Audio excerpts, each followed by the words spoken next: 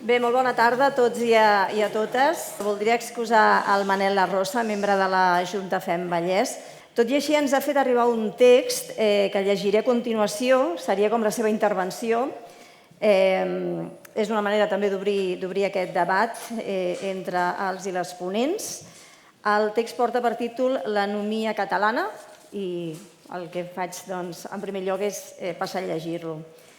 Anomia. El terme anomia prové del grec i en aquesta llengua vol dir absència d'ordre o de regles i estructures. Una situació així produiria l'absència de sentit. La nova planta de la derrota del 1714 va significar la total anul·lació institucional catalana, de municipis, vegueries i Generalitat. Només van sobreviure parcialment confraries i gremis, però cap institució. Els corregiments i el país eren sota governador militar i els municipis deixaren de ser representatius, per estaments però representatius, per ser dirigits per càrrecs vitalicis venuts. Tota reunió de més de 3 persones prohibida. Durant el segle XIX, una certa elecció municipal i de diputacions en segon grau no va compensar la pèrdua institucional i només als anys 30 i als 80 del segle XX es recuperà la Generalitat. Quan convenim que als catalans ens manca sentit d'estat, la capacitat d'entendre el Minotaure, en paraules de Jaume Vicenç Vives, és perquè la història, l'anorreament, pesa. El nostre aire anarquista i d'activisme social s'expliquen també, encara avui, pels efectes no superats de la destrucció d'un país al 1714, per la permanent anul·lació institucional de la vida civil que seguí la derrota militar, per la mantinguda dislèxia entre una positiva societat civil i una esquizofrènia institucional. Una institucionalitat no reconstruïda perquè seguim en un vestit esparracat, però que acabem per entendre com a normalitat. La nova planta quedà actualitzada per l'esquema provincial del XIX i avui l'existència de 4 províncies marquen els àmbits electorals, el Congreso i el Parlament, en un escàndol democràtic. 32 i 85 diputats respectivament per Barcelona. En bloc en llistes úniques resulten una manca de qualitat democràtica de proximitat amb 5,6 milions d'habitants tractats en bloc.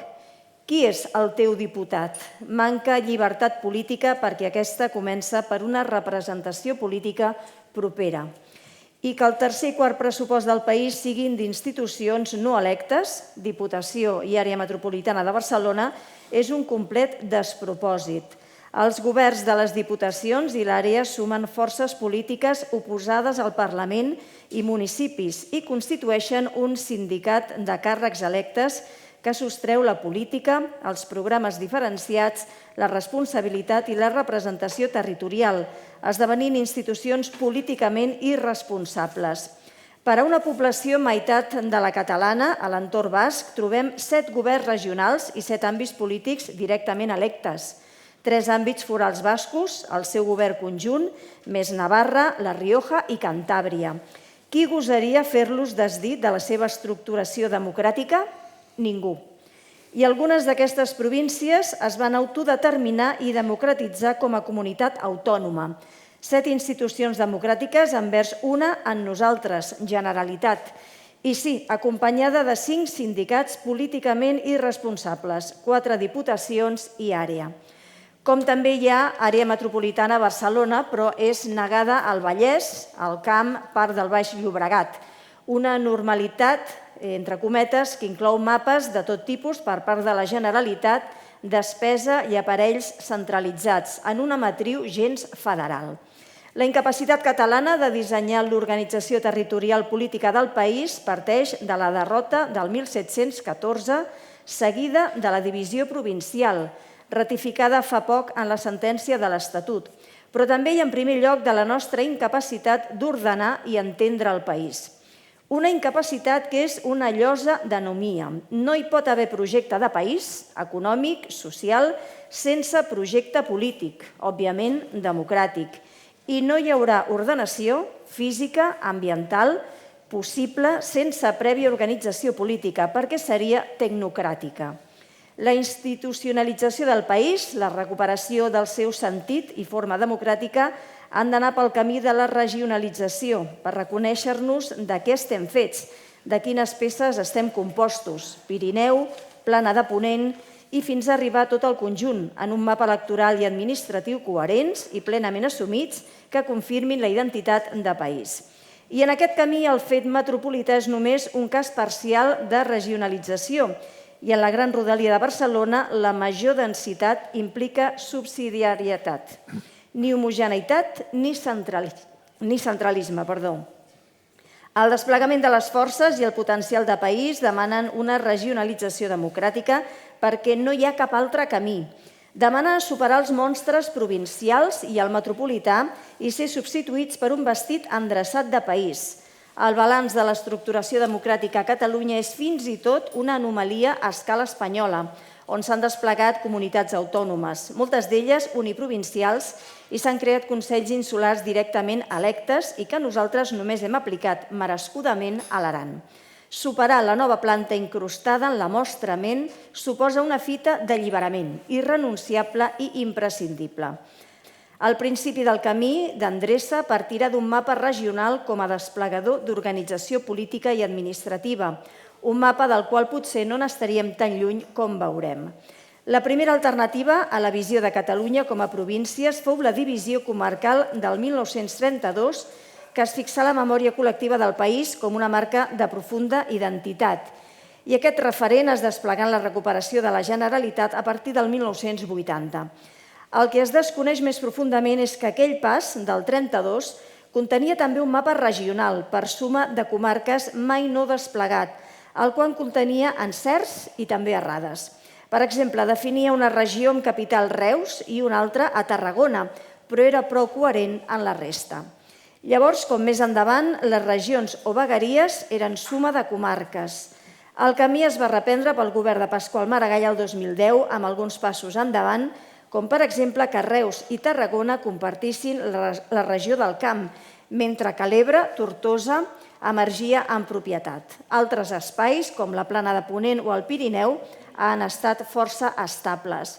El 2017 es completà l'esquema amb el Penedès i aquest fet produí que la gran regió central d'Igualada-Vic es trencava per la incorporació de l'Anoia al Penedès. L'èxit del mapa comarcal ha estat molt gran, fins al punt que hem cregut que podríem prescindir de les regions, quan les comarques assoleixen un caràcter supramunicipal i en la major part del país sustenten serveis municipals compartits. Però el mapa comarcal no resol el llindar regional que hauria de ser substitutiu de les províncies i ser el nou marc dels districtes electorals a escala catalana. El sorgiment del Penedès permet entendre que no és viable ni admissible una sola vegueria de Barcelona, amb 2/3 de la població catalana i 6 vegueries en la resta amb només 1/3. També posava en solfa que la gran regió central fos de contrapès. La Catalunya dual és una errada manifesta i el factor contrapès és un mal concepte, per més que es recolzés en l'eix transversal, la C25, i un possible ferrocarril amb més túnels que el Sant Godard. Això ha caducat. Un altre fet coix del 2010 era que si bé totes les províncies es dividien en l'ordre de 2 regions, Girona només perdia la meitat de la Cerdanya que s'incorporava al Pirineu. El camí lògic d'avenç conté 2 passos. El que queda de la regió central ha d'ordenar 2 espais, Llobregat-Cardener, amb capital Manresa, i l'Alter, amb capital Vic. Però el pas més decisiu i per subsidiarietat és que la regió de Barcelona ha de reconèixer els espais del Vallès, del Baix Llobregat i del Maresme. Per subsidiarietat i en reconeixement que els llocs densos no perden estructura ni intensitat, sinó que en guanyen. Aquest pas significa que les regions a l'àmbit barceloní són estrictament comarques o suma de comarques. Que a escala catalana la ciutat real de Barcelona o barcelonès fos regió es deuria al fet singular de capitalitat i població i permetria el seu diàleg amb tota la resta. I constatem que els lligams de mobilitat aporten suport a aquesta ordenació regional. Llavors, el fet metropolità de la megaregió de Barcelona partiria de 4 regions amb reconeixement polític, mentre que el camp coincidirà amb la regió.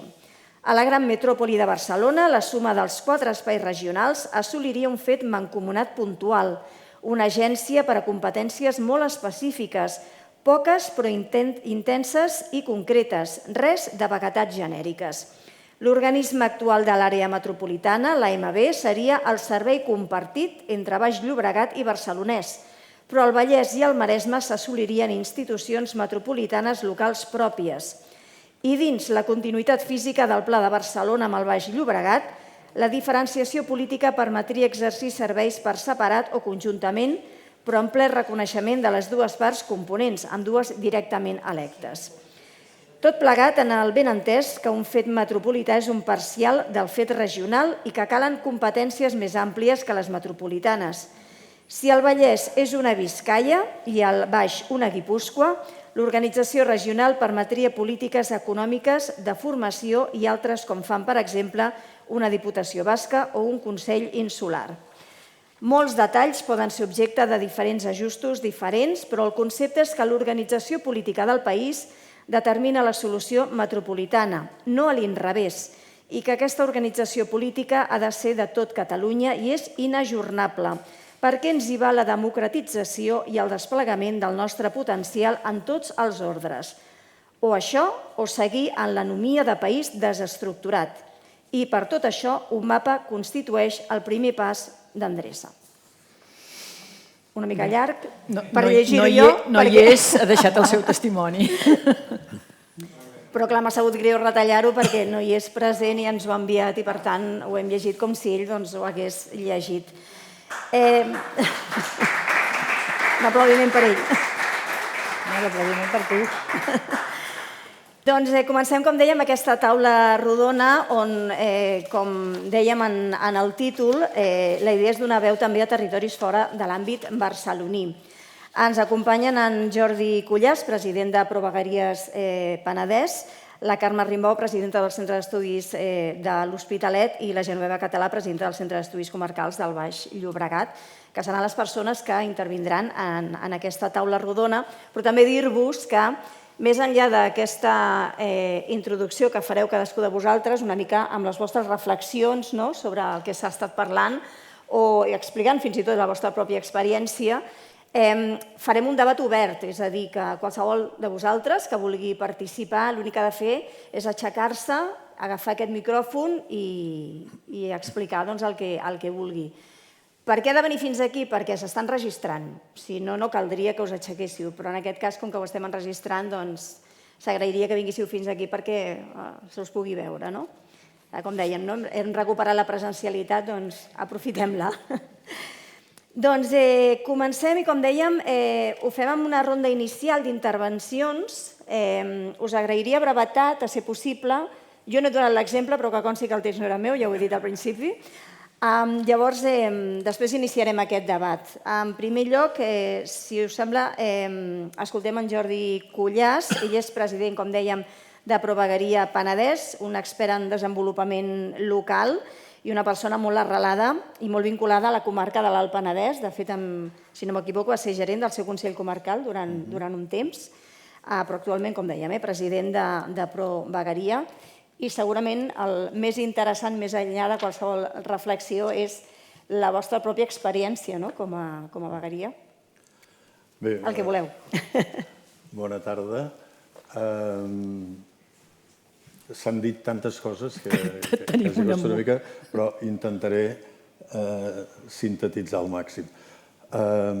Des de la zona del Penedès, de les 4 comarques que constituïm la vegueria, la idea de fons que hi ha és que som conscients que formem part d'unes zones metropolitanes. Per començar, que formem part d'aquella que han posat aquí abans de la macroregió Lió-Barcelona, i que, per tant, tot el que passi aquí ens afecta i tot el que fem té una repercussió aquí. I som conscients que estem al costat d'una metròpoli articulada, organitzada, amb força poder, per dir-ho així, que és Barcelona i que agafa, bàsicament, Barcelona i el Baix Llobregat. I una mica més, però no gaire més. I que això és una eina potent i a partir d'aquí nosaltres tenim interès en relacionar-nos al màxim amb la macroregió i amb l'àrea metropolitana, i per això hem participat activament en els debats i ens interessa molt la reflexió estratègica de com això es va fent, però no ens sentim part, i amb això poder coincidim amb la Rosa del Vallès, no ens sentim part d'aquesta regió metropolitana. I quan parlem de governança, que és el tema del dia, al final la governança és com t'estructures, com s'estructuren els territoris per exercir un cert poder. O sigui, estem parlant de com es distribueix el poder. I nosaltres estem excavats, és a dir, el poder tradicionalment es fa des de Barcelona. I es fa des de Barcelona, en el nostre cas, encara que hi hagin moltes delegacions i tal. Perquè ara mateix, per exemple, tenim ja una comissió territorial del Penedès on s'aproven totes les mesures pròpies del Penedès. Com que no tenim, perquè no ho hem fet al llarg del temps i és una assignatura pendent que ho hem de fer a tota pastilla, no tenim ni col·legis professionals, tenim una mica el dels aparelladors, però ni col·legis professionals propis, ni cambra de comerç pròpia, etc. Els representants d'aquests grups en la comissió territorial del Penedès els anomena els col·legis professionals radicats a Barcelona. A qui anomenen? A la gent, lògicament, a gent del Penedès, però quins? Els que estan més en contacte amb Barcelona, perquè si no, els altres potser ja ni els coneixen. Per tant, reproduïm els esquemes mentals que hi havia. I això no és un problema que li puguem dir que el té l'àrea metropolitana, és un problema que tenim nosaltres. Tenim nosaltres que ens hem d'organitzar millor de com estem organitzats. I això, el Penedès, com que estem tan a prop de Barcelona, i en el cas del Baix Penedès de Tarragona, ens costa molt. Altres llocs, a la Catalunya central o les Terres de l'Ebre, els hi costa menys, perquè hi ha de molts anys, de centúries enrere, han treballat així. Però a la que planteges fer una cambra de comerç és que fa més de 100 anys que no s'ha fet cap cambra de comerç nova. I nosaltres en volem per això. És a dir, nosaltres volem creiem que les vegueries, la regionalització del país ha de comportar que la gent tinguem més capacitat de decisió sobre allò que passa a casa nostra. Això ha de ser el fonament. Aïllats? No. Això ho hem de fer de comú acord, però prenent les decisions que ens afecten, després hi ha unes decisions més macres, ho hem de fer en el lloc on estem, i estem en aquest entorn metropolità i en aquesta gran macroregió metropolitana. I, per tant, això ho hem de tenir en compte. Això vol un esforç del país per organitzar-nos d'aquesta manera, que jo diria que d'alguna manera això que diuen la Rosa ja s'està fent. La Generalitat, no sé si s'ho han plantejat o de rebot, però fixeu-vos que totes les delegacions de les diverses conselleries o les organitzacions de la salut o de la policia, etc., més o menys coincideixen amb les vegueries i, en el cas de la regió metropolitana, hi ha la regió metropolitana sud, us sona això? La regió metropolitana nord i el centre. És a dir, a la pràctica, sense que ningú ho hagi decidit, la Generalitat ha anat posant en marxa, ha anat creant tres zones que la sud poder té cada vegada, o sigui, el Marxar, el Penedès té poder menys necessitat, no sé com dir-ho, menys raó, però quan s'organitza la Generalitat per intervenir en el territori, ja ho ha anat fent. Això del Vallès i el Maresme que es diu aquí, no hi és a nivell escrit d'ordenança, però si llegiu, per exemple, el decret que crea, l'últim, per exemple, que s'ha desplegat en l'àmbit de la salut, que crea la regió sanitària del Penedès. Aprofiten per reorganitzar d'alguna manera el conjunt de la sanitat i on està cadascú, i d'una manera molt clara diu, bueno, Barcelona funciona d'una manera, el nord d'una altra i tal. Per tant, Això ja es va fent sense que ningú, que jo sàpiga, ho hagi decidit formalment ni res. Per tant, estic d'acord amb tot el que heu dit els ponents del que està costant de racionalitzar una cosa que s'hauria de racionalitzar, i a la pràctica llavors deu venir el funcionari de torn o no sé qui que intenta solventar els problemes que es troba, que són aquests mateixos problemes resolts d'una manera cadascú com pot. Per tant, nosaltres i l'entitat que presideixo impulsem en aquest sentit, el que voldríem seria clarificar això.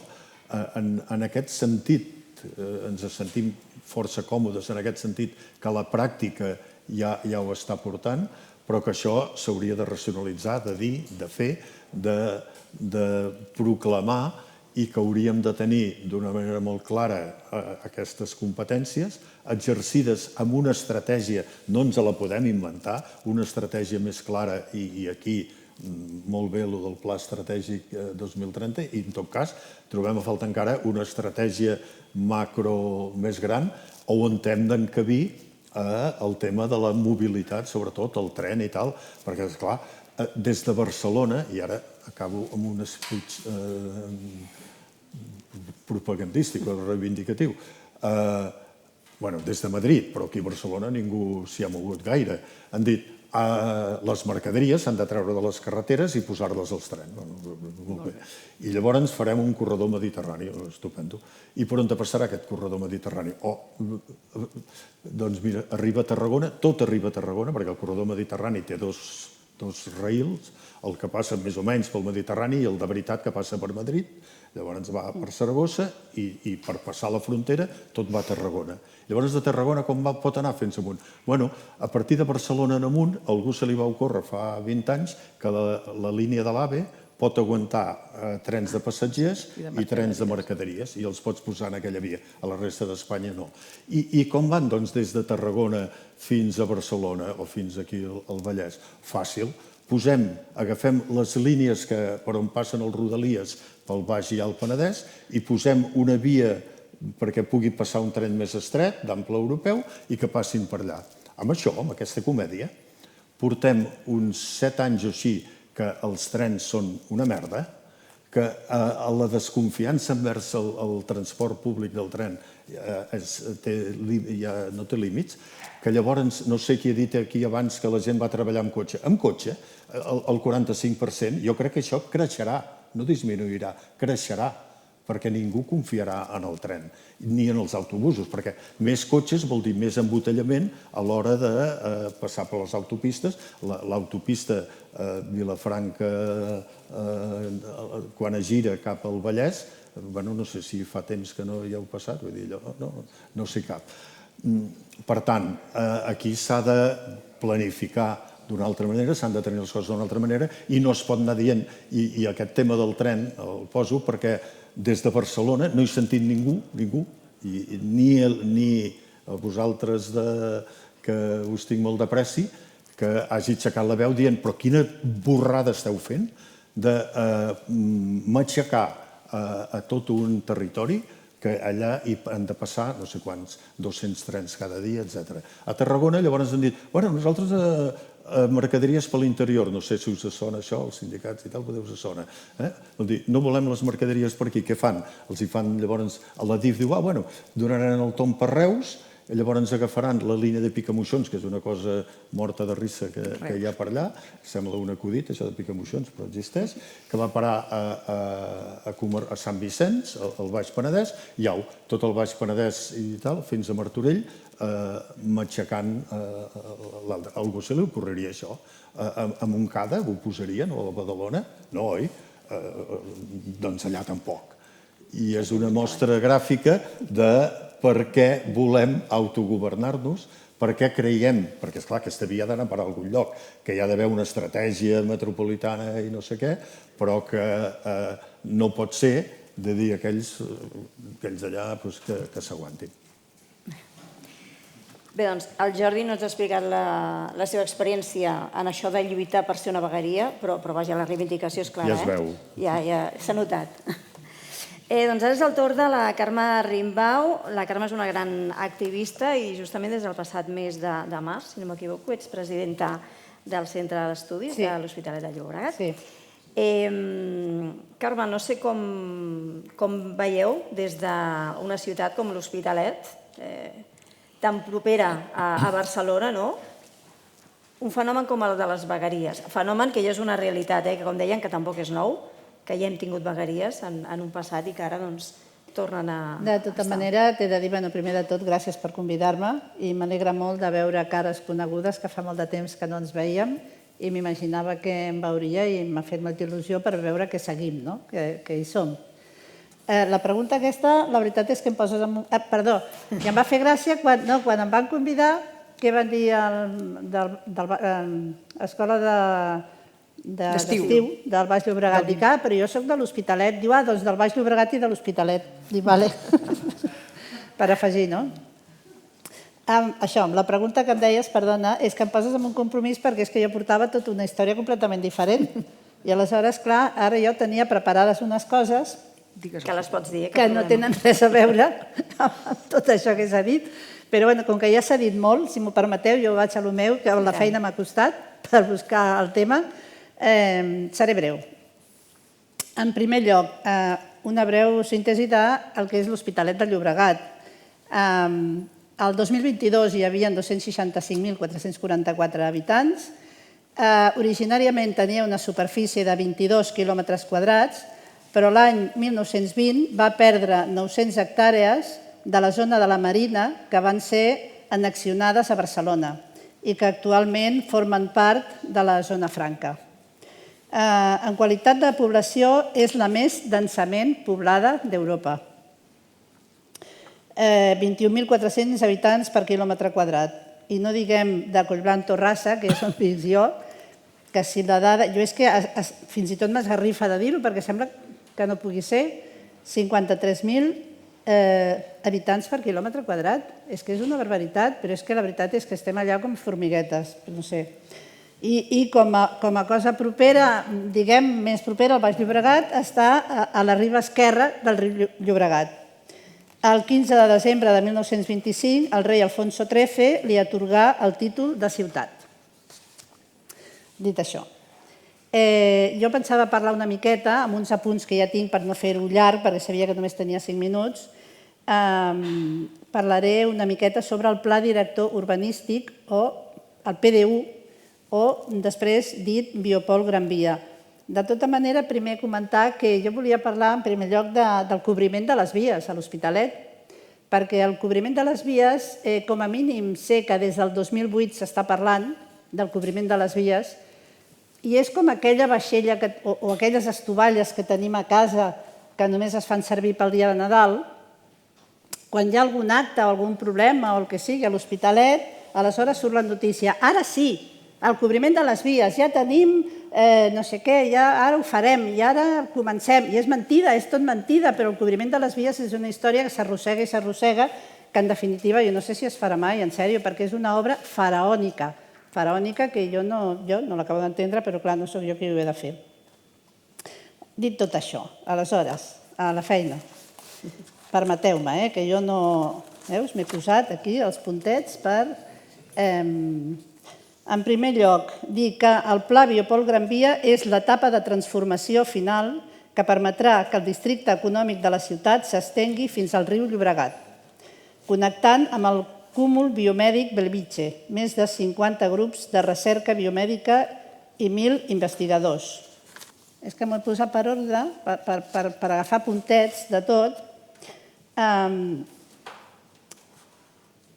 La gran novetat d'aquesta nova temptativa de negoci immobiliari és que, incomprensiblement, els promotors, les empreses del sector de la construcció i l'Ajuntament de l'Hospitalet han aconseguit la complicitat de 4 institucions: el Col·legi de Metges de Barcelona, la Universitat de Barcelona, l'Institut d'Investigació Biomèdica de Bellvitge i l'Institut Català d'Oncologia. I el primer que ha de quedar clar és el més substantiu, pel pla. Es tracta d'una requalificació urbanística de terrenys amb diversos usos, als quals en cap cas es pot edificar, i en canvi es passa a 556.000 metres quadrats edificables. I aquí està la boleta.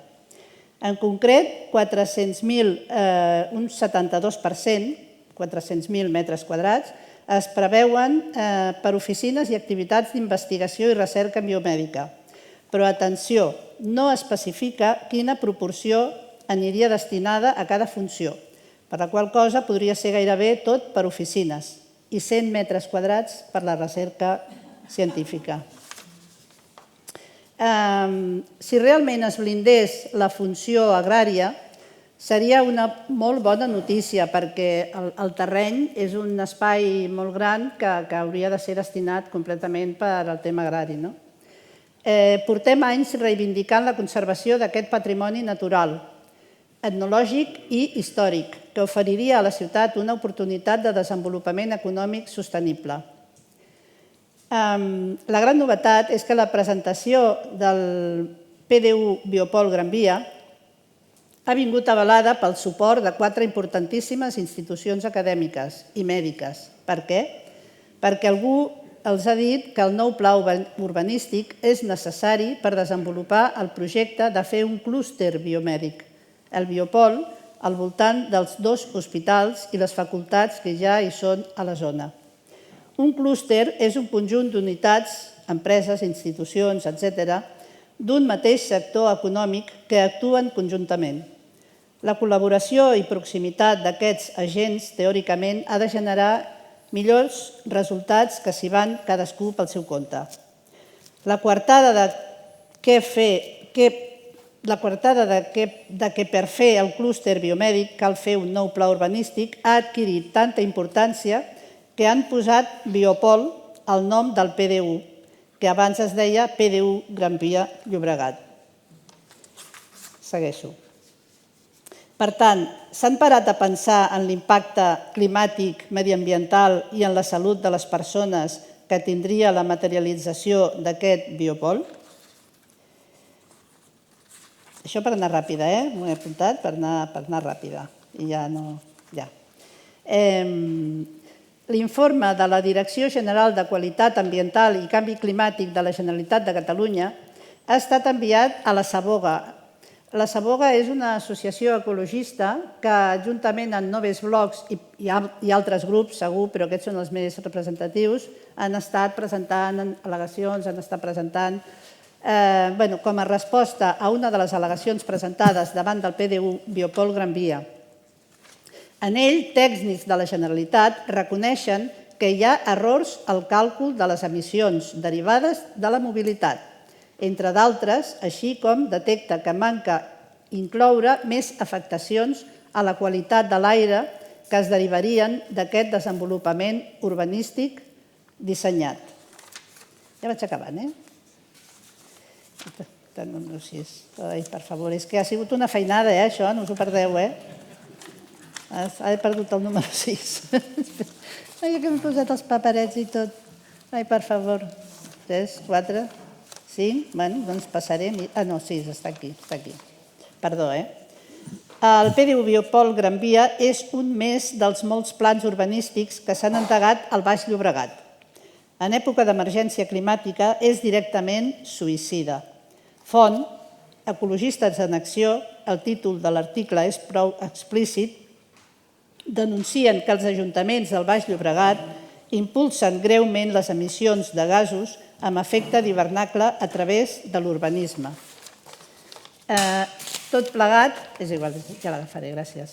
Tot plegat ens indica que per la nostra salut ens cal, per una banda, no augmentar l'edificació de nova planta i promoure la rehabilitació d'edificis obsolets, el que aniria en la línia de descarbonitzar l'economia. Per altra banda, és urgent augmentar l'espai verd, cosa que no tenim a Hospitalet, ja us ho asseguro. En cap cas no ens convé construir més blocs innecessaris per un clúster biomèdic o pel que sigui, excepte perquè alguns, els de sempre, guanyin molts diners. Ja acabo, només falten 2. On està el número 7? Gràcies. No, això no és el 7. Ah, Sí, sí, set. és un 7, perdó. Això ja com a conclusió. Es tracta d'un pla urbanístic que afecta més de 90 hectàrees del terme municipal de l'Hospitalet del Llobregat, un 8% del terme municipal. Aquest pla, justificat amb les futures obres del soterrament de la Gran Via fins a arribar al riu Llobregat, contempla la construcció de més de 20 edificis de moltes plantes d'alçada, a l'estiu dels de la plaça d'Europa, en uns terrenys que caldria requalificar, ja que per ara no tenen la condició d'edificables. Molts d'aquests terrenys són de titularitat pública de diverses administracions, mentre que els terrenys agrícoles de Can Trabal són de titularitat privada. S'hauria de procedir a uns intercanvis de propietat, si es vol mantenir l'activitat agrícola. El pla va ser redactat inicialment fa una vintena d'anys i ha anat seguint un recorregut que va acabar amb la seva anul·lació pel Tribunal Superior de Justícia de Catalunya, al novembre de 2020. Els actors implicats, Generalitat, Àrea Metropolitana i Ajuntament de l'Hospitalet, varen redactar un nou pla, localitzant-lo en la construcció del biopol, dedicat a la recerca biomèdica, tot assegurant que es preservarà l'espai agrícola. Per aquesta qüestió compta amb l'acord del Col·legi de Metges de Barcelona, la Universitat de Barcelona, l'Institut d'Investigació Biomèdica de Bellvitge i l'Institut Català d'Oncologia. El projecte presentat no queda clar, però, quins són els edificis que es volen construir, però tot sembla indicar que el resultat final s'assemblaria força al projecte anterior. Cal recordar que l'Hospitalet és una ciutat molt densament poblada, on darrerament ja s'han construït desenes de milers d'habitatges, aprofitant les requalificacions d'espais que havien perdut la seva utilitat, com per exemple la Remunta, el Cosmetoda i tants d'altres. I únicament ara queda dir, i ja està, ja acabo, que curiosament el dia 27 l'àrea metropolitana aprova dividida el pla urbanístic Biopol. Aquí ja, jo ho dic perquè, no sé, ho posa aquí, els comuns, un grup posa d'Ada Colau, carguen contra la... és que està en castellà això. Carguen contra la fulla de ruta, però opten per una abstenció que permet que el projecte prosperi.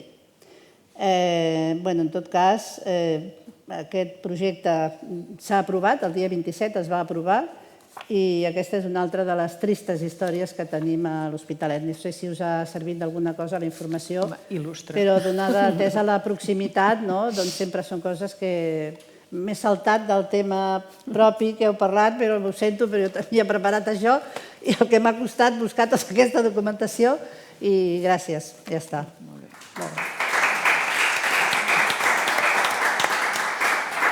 Els que fem moderació estem acostumats a que no ens facin ni cas, ni amb els temps, ni amb les intervencions, vull dir que no passa res. De fet, si la idea era donar veu a les persones... Però ja està poc, no? No, però dic que sí, que de fet, si la idea és donar veu als territoris, jo crec que, com a mínim, en aquestes 3 primeres intervencions, objectiu complert, no? Jo crec que sí. Hem fet les reivindicacions que per això estan, no? Clar, sí. Vale, gràcies. A vosaltres.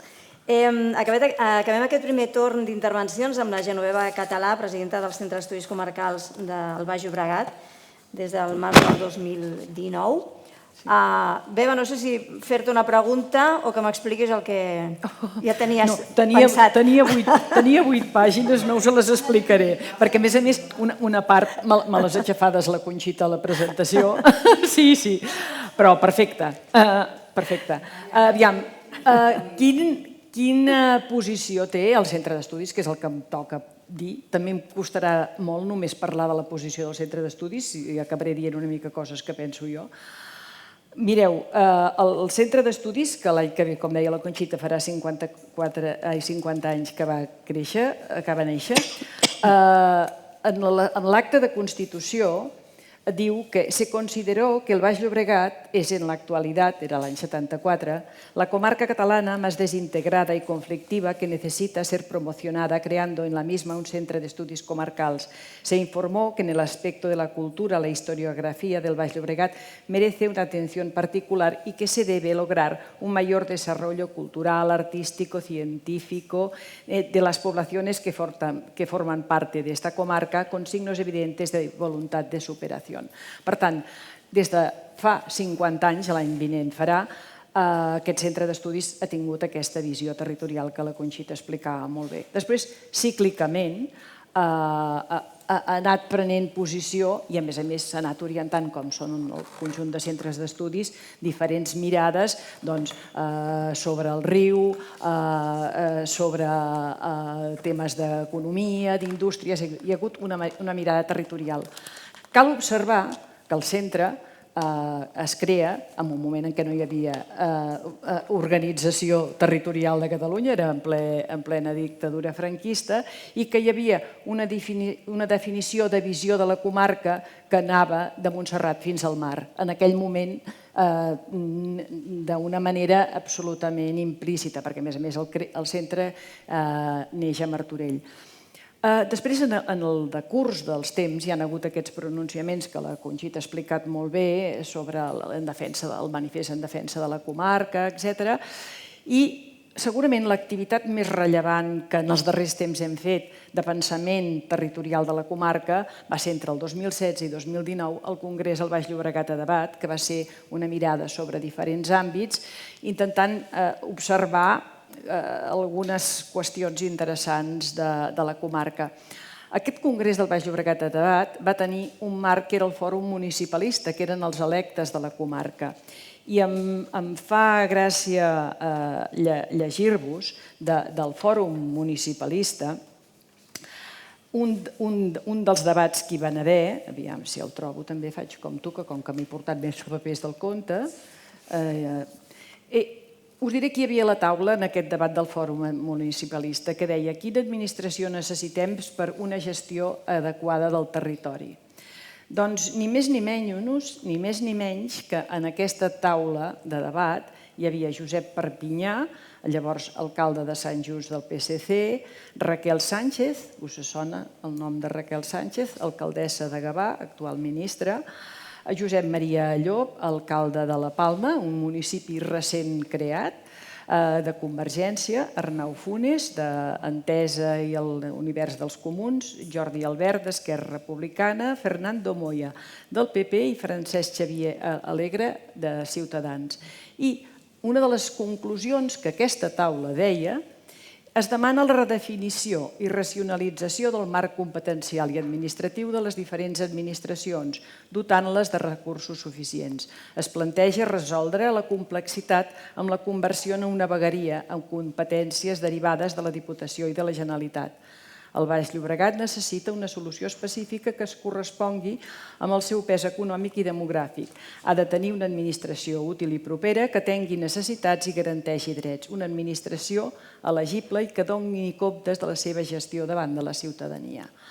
Per tant, ho explico en termes polítics perquè, evidentment, quan afirmem aquesta voluntat respecte a l'organització.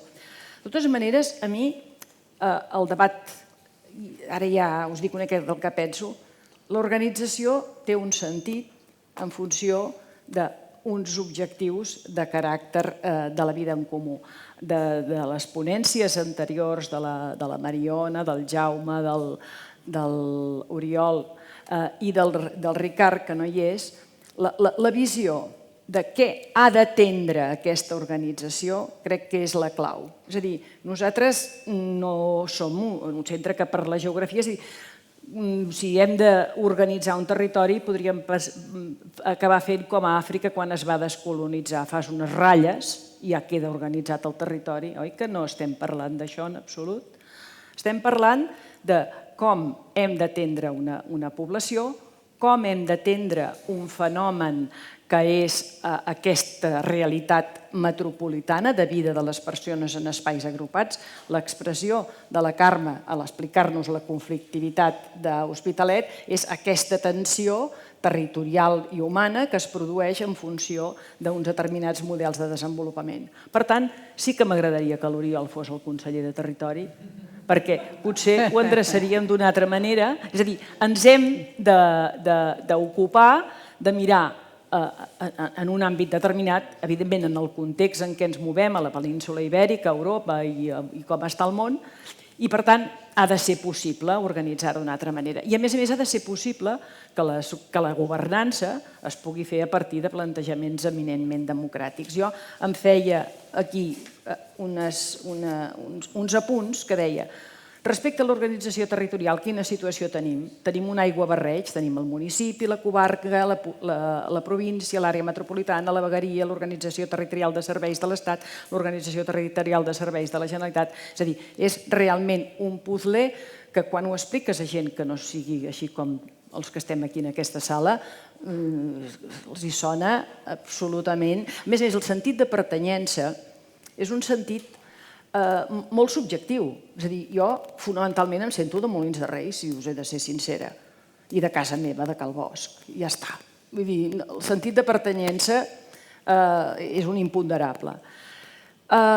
Jo crec que la dificultat de confluir en una proposta sorgida segurament des del coneixement acadèmic, des d'un model de governança profundament democràtic, s'ha de centrar en això, que és la governança de la vida quotidiana de les persones. I la vida quotidiana en tota l'extensió. La vida quotidiana vol dir també com operem en la realitat econòmica, com operem en el territori, i després en relació als grans reptes. Segurament, jo penso que l'encert del compromís metropolità ha estat aterrar precisament. És a dir, abans els plans metropolitans només ens parlaven d'infraestructures. Els eixos són economia innovadora i les missions que anomeneu, ara faig una mica de propaganda del pla estratègic, economia innovadora i inclusiva, nivells de renda suficients, emergència ambiental i climàtica, mobilitat sostenible i segura, alimentació saludable, cohesió territorial, habitatge adequat, vitalitat cultural. És a dir, el que sí que és important per abordar aquest fenomen és que hi hagin grans consensos de quines coses ens hem de posar a treballar i quines coses hem de resoldre. Possiblement, l'informe Roca va anar per al calaix perquè era només un treball des d'aquest punt de vista. Potser ara s'ha començat bé, s'ha començat sobre la base de posar-nos d'acord amb unes determinades línies estratègiques i fem camí. Ja veurem si a la taula política després hi ha voluntat política, però si els que podem contribuir una mica sense cap pretensió, però a ser des de lo social motors d'aquest canvi, doncs llavors això sí que crec que tenim possibilitats, però parlant de coses absolutament reals. Perquè mireu, també llegint una mica avui i aquests dies, pensant en aquesta activitat, he trobat un treball que es diu, allò que busques dels treballs acadèmics, que diu l'Organització Territorial Administrativa a Catalunya, un problema irresoluble. I el signa Enric Mendizábal, que ha estat en un grup de recerca en àrees de muntanya i paisatge del Departament de Geografia de la Universitat Autònoma. I per què diu que és irresoluble? Perquè si ens el mirem des del punt de vista que ens hem de seure uns quants o unes quantes per fer ratlles, diguem, o les fem a l'africano, o com ho fem. Diu, perquè no tothom té la mateixa interpretació de quina és l'estructura territorial de Catalunya, sobre la qual s'ha de bastir l'organització territorial de l'administració pública de Catalunya. A més, aquesta estructura territorial és canviant amb el pas del temps, perquè aquí ha sortit un altre tema. És a dir, m'autodetermino i els de Molins de Rei decidim que no volem estar al Baix Llobregat. I com que érem la pubilla, ens quedem no estant al Baix Llobregat ni a l'àrea metropolitana. Com ho fem, això? Aquest és un tema que crec que és prou important. Per què no tothom té, l'altre diu, perquè tothom no té la mateixa opinió de quines són les funcions que ha de gestionar l'administració pública ni de quin nivell territorial, ni sobretot com s'ha d'administrar. I per què no tothom té la mateixa opinió de quina és la identitat dels habitants de Catalunya ni com aquesta s'ha de reflectir en l'organització territorial de Catalunya. Per tant, crec que estem... Potser estic dient que és que no té solució, com de fet postula l'autor, que està dient un problema irresoluble. Jo penso que en els darrers temps, possiblement des de determinats tipus d'esforços, si anem a l'arrel de quines són els vectors que cal observar, es pugui evolucionar. I després, si sabem fer servir a fons el marc legislatiu, els consensos i els pactes. És a dir, aquella cosa de la configuració de la província única no és irresoluble, això és resoluble. El que passa que potser sí que hi ha una certa demanda en el món de la política que tota l'estona no es vagi amb la calculadora dels escons. Jo crec que, per tant, des d'aquest punt de vista, hem de pensar, i per aquí es deia que no hem de pensar en termes ni del 1714, ni del 1833, ni del 1987. Hem de pensar en termes del 2023. I les eines que el món de la democràcia i de les institucions han de posar al servei de la vida en comú han de ser unes eines eficients. I, per tant, a mi em sembla que des d'aquest punt de vista hi ha algunes coses que estem fent bé, però que la carpeta de l'organització territorial s'ha d'obrir amb una nova mirada. I és amb una mirada dels grans reptes que tenim. Estem fent això el 28 perquè deien que estem a l'estiuet de Sant Miquel, però hi ha temes molt seriosos sobre les agendes públiques, sobre la vida de la gent, que crec que necessiten un plantejament en aquest sentit. Quan fèiem el Congrés del Baix Llobregat a debat, vam fer algunes activitats, i penso, per exemple, Conxita, amb la que vam fer a Collbató, les singularitats del Baix Llobregat, perquè són els municipis que no hi estan. Quan acabes entrant en debats a fons, el que et diuen és que ells no tenen les mateixes eines que tenim a Molins de Rei per la gestió dels residus.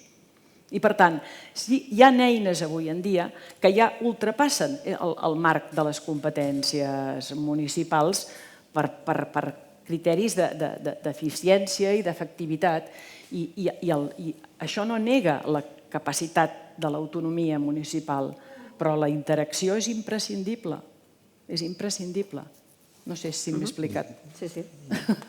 Un minut? Sí, tant, sí. T'has acabat, no?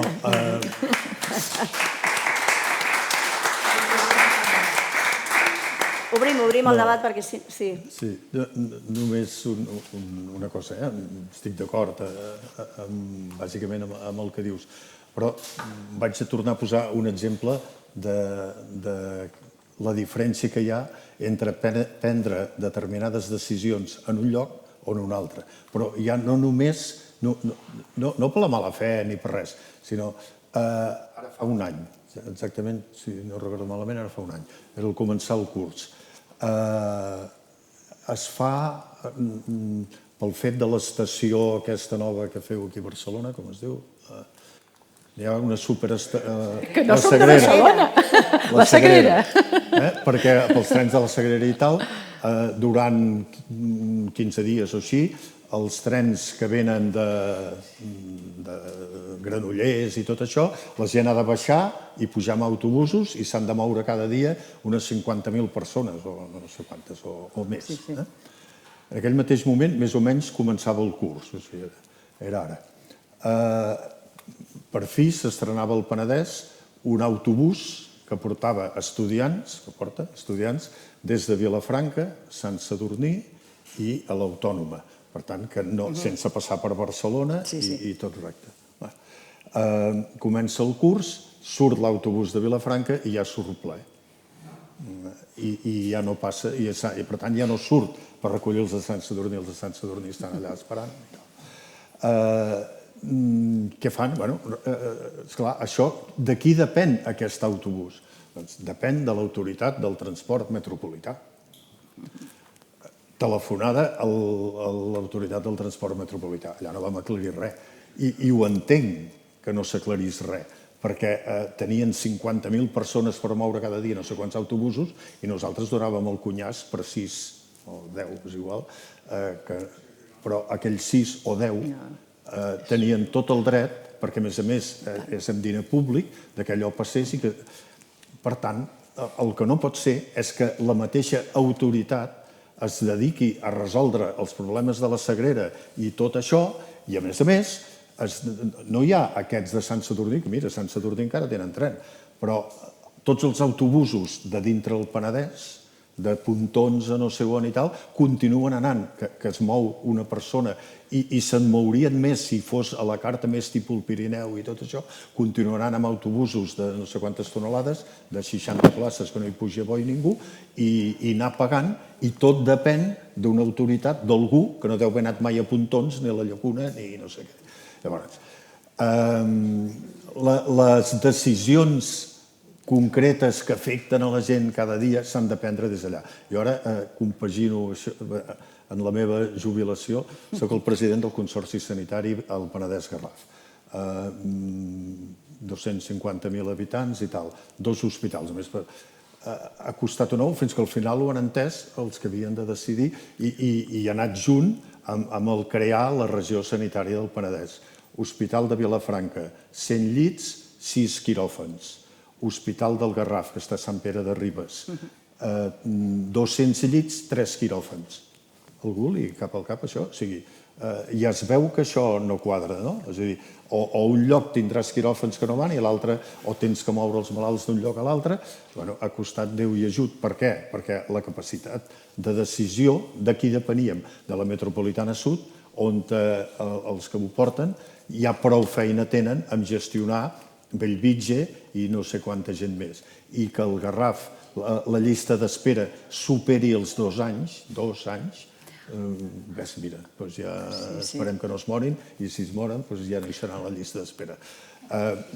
O sigui, les decisions s'han de prendre on sigui útils prendre-les.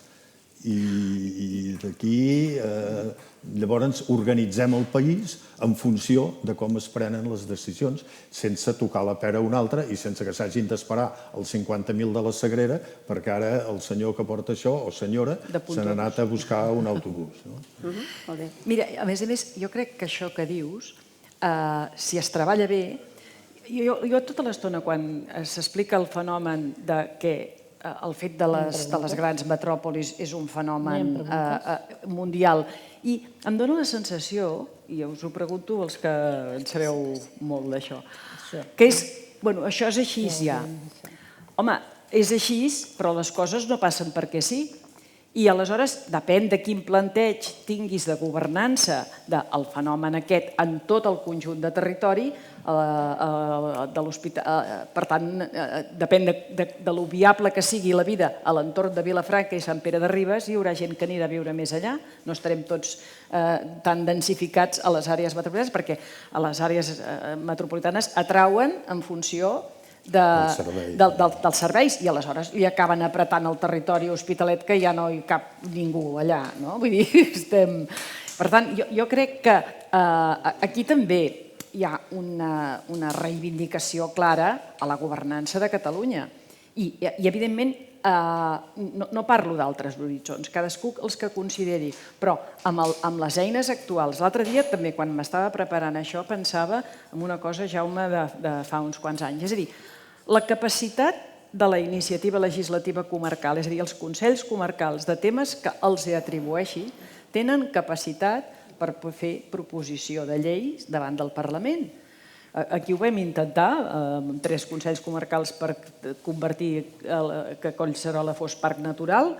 No va anar per aquesta via, finalment va ser una llei de l'any 2010 que va acabar convertint Collserola en parc natural, però va ser un... Per tant, jo crec que l'ús que es fa de les eines que tenim en aquests moments a nivell de qualsevol governança és un ús amb molt poc aprofundiment.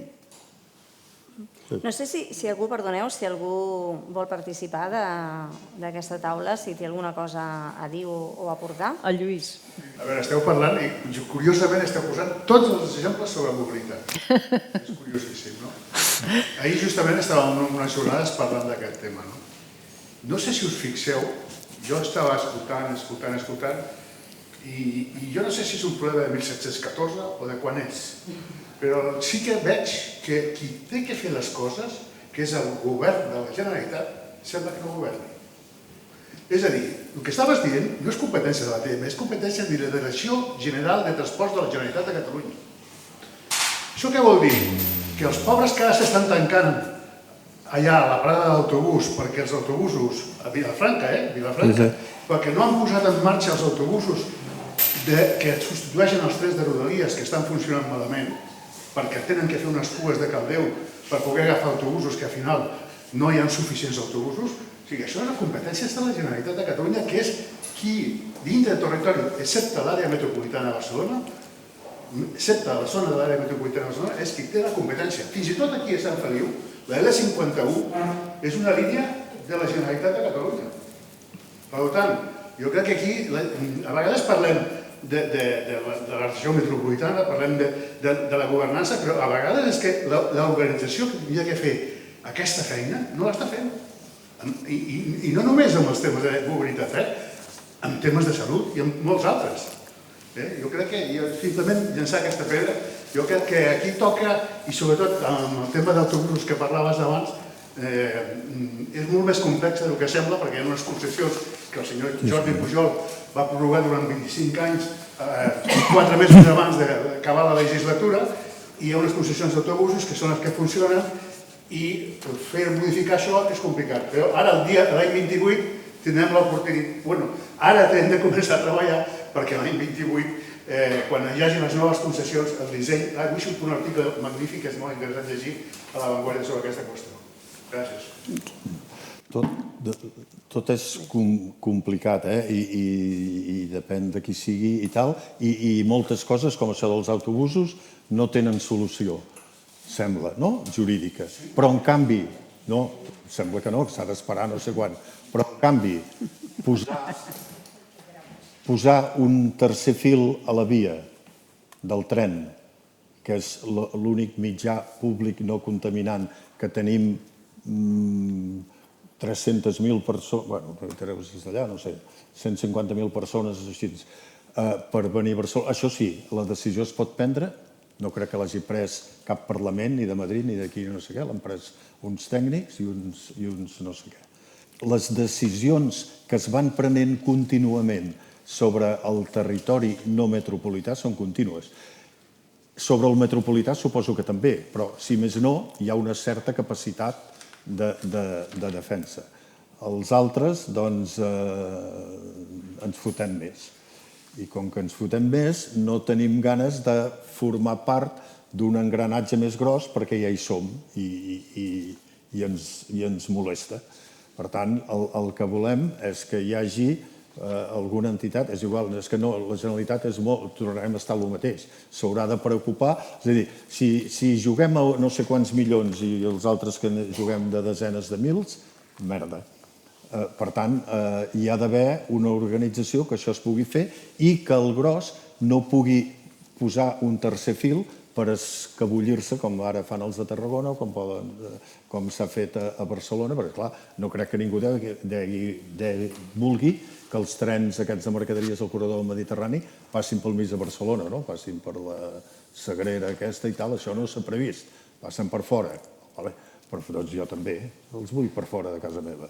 Per tant, i això no passant el mort al veí, sinó fent el mateix que es va fer amb les carreteres. Les carreteres en el seu moment es van construir autopistes i l'eix transversal i tal, doncs en trens igual, excepte l'AVE, que serveix per unes coses molt determinades, però no serveix per la vida diària de les mercaderies ni de les persones. Quantes línies s'han fet de tren a Catalunya l'últim segle?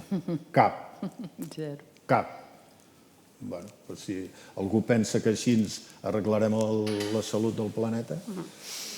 Hauríem d'anar acabant. No m'agradaria acabar sense deixar una pregunta en l'aire perquè me la contesti qualsevol dels que estem aquí o qualsevol de les persones que està al públic.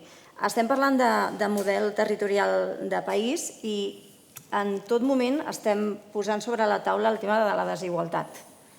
De la desigualtat en molts àmbits. S'ha parlat de transport, s'ha parlat de salut, s'ha parlat de desigualtats socials a nivell d'habitatge, se n'ha parlat molt. Fins i tot s'ha parlat del dret a la ciutat, no? Equiparable al dret a la vida, no? Abans es parlava d'un habitatge digne, ara ja només es demana un habitatge. Ja no es demana ni digne, és trist. o a l'escola, que es demanava la 6a hora, ara ja ningú demana aquella 6a hora, ens conformem amb les ràtios. Doncs la pregunta que us vull fer, i que deixo així a l'aire, a veure qui me la pot contestar, és en relació precisament a la ponència que feia en Jaume. Explicava que, malgrat aquesta necessitat de canvi de model, malgrat que no està a l'agenda, és un tema que és cabdal, però que en canvi ni forma part de la inquietud ciutadana ni forma part de l'agenda política. De l'agenda política ja podem preveure per què no, i té a veure, evidentment, amb aquest mapa electoral que ara mateix està conformat i que, si hi hagués una altra distribució, doncs segurament hi haurien canvis, o no. En tot cas, la pregunta que us faig és: què s'hauria de fer per posar a l'agenda, primer ciutadana, perquè després es traspassi a l'agenda política, aquesta necessitat d'un nou model territorial de país? Què caldria fer, per on caldria començar per posar això a l'agenda? Perdoneu, amb tota la modèstia, què s'hauria de fer? Totes les persones conscients de la necessitat d'aquest canvi de model, totes les persones preocupades per l'emergència climàtica, pel desordre, per exemple, al Baix Llobregat i a l'Hospitalet, haurien d'entendre que han d'actuar, s'han de vertebrar, s'han d'organitzar. Hi ha el Centre d'Estudis Comarcals, hi ha centenars d'associacions i de grups actius que, si se'ls reforça, poden empènyer un cert canvi d'opinió pública per tocar la fibra en els que han de fer la feina, que són els partits polítics. Els que estan als ajuntaments, no estic massa d'acord amb algun comentari sobre això, perdoni, qui ha decidit el tercer fil? Un tècnic? No, un ministre. Una persona que ha estat votat per la ciutadania per governar, no cap tècnic. El tercer fil l'ha decidit un ministre. Les grans decisions les prenen els polítics que hem votat. Això continuarà sent així, crec jo. I millor. Si no, no tindríem democràcia. Exacte, això continuarà sent així. Però el panorama que tenim en aquests moments en l'administració local i en les diferents capes de l'administració, i si voleu el govern del país, doncs és el nivell que hi ha. És un nivell que no canvia les coses. Tu ara més o menys ho insinuaves. I no canvia les coses perquè el model tampoc el canvia. Amb la qual cosa, jo l'única esperança que em queda és la gent, les persones que tenen una certa sensibilitat i estan preocupades que això sigui així. Aquests s'han de moure, han d'aixecar el cul de la cadira i s'ha acabat. Jo volia dir una cosa, si m'ho permeteu, ja que abans he parlat poquet, em sembla, sobre això. Deixa'm contestar una cosa, perquè em diu directament. La decisió que es fotin la va prendre el ministre. La decisió de...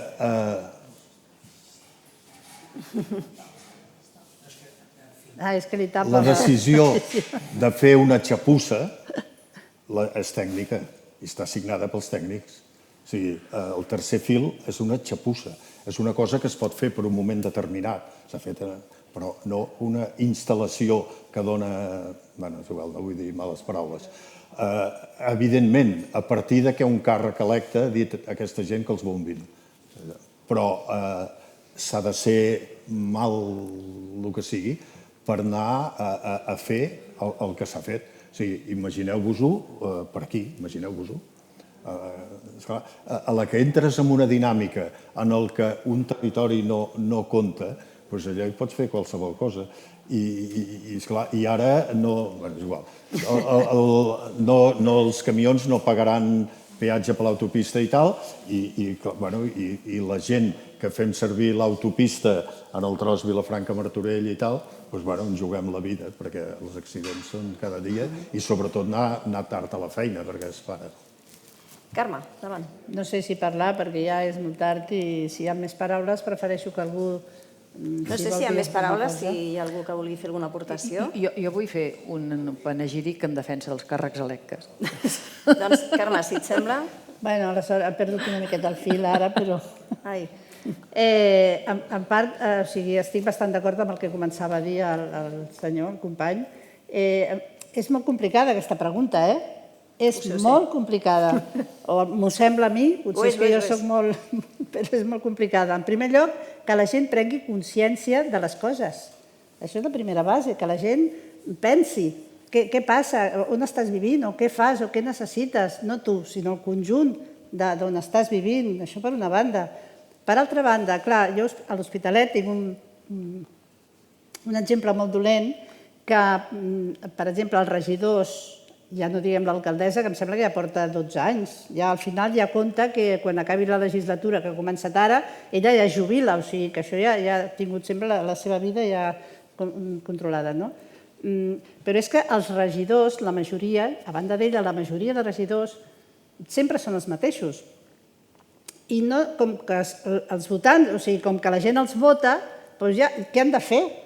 O sigui, doncs ja està, anar seguint. Jo sempre he estat molt preocupada per tots els temes socials i tot això, i he tingut reunions amb la regidora, amb el tècnic, concretament de Collblanc Torrassa en aquest cas, amb una llista de coses que estan malament al barri, i això, i això, i això, i t'escolten, i van apuntant, i les coses segueixen igual.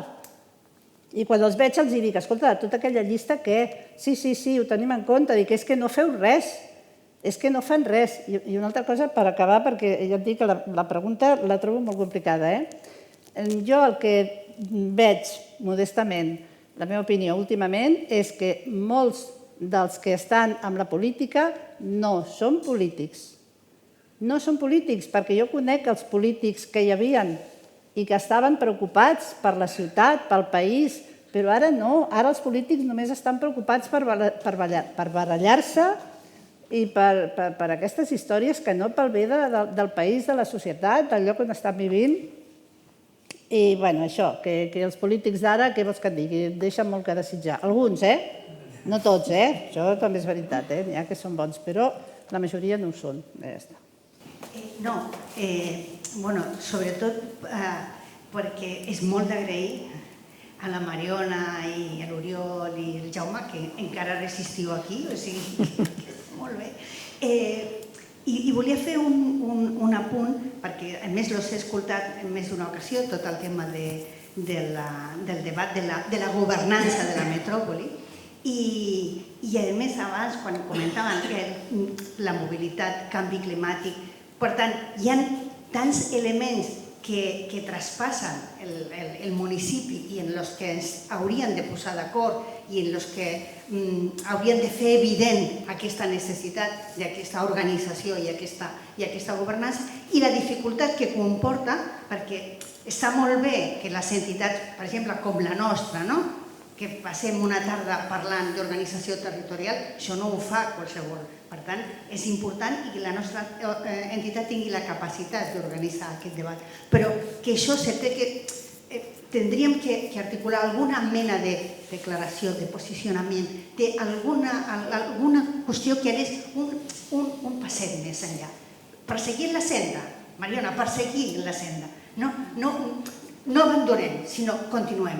I continuar vol dir un altre passet, i a aquest passet donar-li una configuració, perquè és veritat que, Oriol, t'ha recorregut el territori, i allò de formar part de la metròpoli, jo crec que ha canviat el paradigma inclús de quan nosaltres vam anar a defensar la declaració del Baix Llobregat, o sigui, estem en un altre moment, i crec que això és molt important. I en un altre moment en el que lliguem dues coses que el Ricard també comentava, o sigui, hem de lligar aquestes qüestions ambientals, territorials, amb les socials. Perquè el que hem d'intentar també és que el nostre territori, aquesta organització, sigui el menys desigual possible. Diria que no sigui desigual, que no estigui desequilibrada, però en tot cas minimitzar els efectes d'aquesta desigualtat que cada vegada, com hem vist, ell ens explicava, són més punyents en el nostre territori. I per evitar-lo, jo crec que hem de fer aquest altre pas d'aquesta governança metropolitana. Perdoneu, no quiero alargar. Molt bé. Jo volia dir una cosa, quan hi faré en defensa de la política i dels polítics, i ho dic amb molta sinceritat. D'altres coses, perquè durant la meva vida jo m'he dedicat a l'activitat política i al sector, i no vull caure en el parany de desqualificacions generalitzades, ni molt menys. La democràcia no és una delegació absoluta durant 4 anys de les meves obligacions com a ciutadà, amb no sé qui, amb un grau determinat de confiança, i després que, evidentment, la societat la conformem tots plegats, i jo crec que és important estructurar-la. Llavors, des d'aquest punt de vista, i no és per donar-li llustre als companys del Pla Estratègic, el fet que el Pla Estratègic estigui constituït com una associació que no forma part d'una eina, d'una estructura d'administració, i que malda per generar uns determinats consensos, jo crec que és una eina potentíssima en el nostre territori, des d'aquest punt de vista. Com les altres, les que estàvem comentant, el mateix entramat associatiu, la gent de Sos Llobregat, és a dir, l'estructuració de la societat. Perquè això què passa? Això acaba incorporant elements a l'agenda política. És a dir, quan tu et poses a ser regidor o alguna altra responsabilitat política, també les teves capacitats, en la millor de les voluntats personals i col·lectives del col·lectiu que estàs allà, són limitades. És a dir, el que t'evoluciona, el que et planteja una determinada dialèctica amb la societat, et permet també avançar en segons quines actuacions. Jo ara penso, he dit moltes vegades, soc de Molins de Rei, jo recordo quan a Molins de Rei havíem d'avançar una figura de planejament i hi havia l'Associació d'Amics del Museu que reivindicava la preservació d'una part de les instal·lacions de l'antiga fàbrica Ferrer i Mora, que era una fàbrica tèxtil que funcionava amb energia hidràulica, etc. Es va haver de seure al consistori, negociar amb la gent que maldava això i negociar amb els que tiraven endavant la figura de planejament i aconseguir la preservació. És a dir, la interacció entre la societat i la decisió política és importantíssima. Per tant, si avui no està a les agendes, potser el Mendizábal no té raó i no és una qüestió irresoluble. Si no estan les agendes polítiques el tema de l'organització territorial avui, ja ho estarà demà. Perquè fins a quin punt aquestes 8 missions del Pla Estratègic es poden tirar endavant sense que hi hagin les eines de governança. Per tant, ja ho veurem.